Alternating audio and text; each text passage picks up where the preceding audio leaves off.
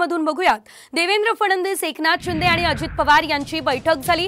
त्यानंतर फडणवीस, अमित शहा यांची दिल्लीमध्ये बैठक सुरू आहे। मंत्रिपदाचा राजीनामा देण्याची इच्छा व्यक्त केल्यानंतर देवेंद्र फडणवीस हे अमित शहा यांची भेट घेत आहेत। मंत्रिपदाच्या जबाबदारीतून मुक्त करा ही विनंती फडणवीसांनी अमित शहा यांच्याकडे करणार असल्याचं कळतंय। त्यामुळे आता या बैठकीमध्ये नेमकं काय घडतं, काय ठरतं, अमित शहा नेमकी काय भूमिका घेतात हे बघणं महत्त्वाचं आहे। दुसरीकडे देवेंद्र फडणवीस राजीनाम्यावर ठाम आहेत, ही माहिती साम टीव्हीला विश्वसनीय सूत्रांनी दिली आहे। अधिकची अपडेट घेऊयात आमचे प्रतिनिधी प्रमोद जगताप यांच्याकडून। प्रमोद, नेमकं काय घडतंय? अमित शहा आणि फडणवीसांची भेट अतिशय महत्त्वाची आहे।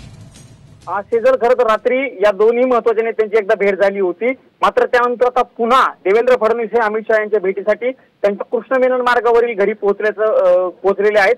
काही वेळापूर्वी एकनाथ शिंदे, देवेंद्र फडणवीस आणि अजित पवार या राज्यातील 3 प्रमुख नेत्यांची बैठक झाली होती आणि त्या बैठकीनंतर देवेंद्र फडणवीस थेटपणे अमित शहा यांच्या निवासस्थानाकडे गेलेले आहेत। त्यामुळे आत्ताच्या बैठकीमध्ये नेमकं काय होतं याकडे संपूर्ण राज्याचं लक्ष लागलेलं आहे। तुम्ही म्हणालात तसं शेजल, देवेंद्र फडणवीस यांनी 2 दिवसापूर्वी राजीनाम्याची घोषणा केली होती।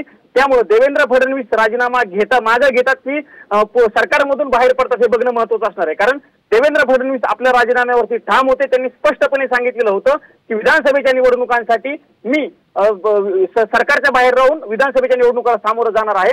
त्यामुळे देवेंद्र फडणवीसांची भूमिका नेमकं काय आहे याकडे संपूर्ण राज्याचं लक्ष लागलेलं आहे आणि नेमकं पुढच्या काही मिनिटांमध्ये या बैठकीनंतर काय घडतं, काय समोर येतं हे बघणं महत्त्वाचं आहे। धन्यवाद दिलेल्या या सर्व अपडेट्ससाठी।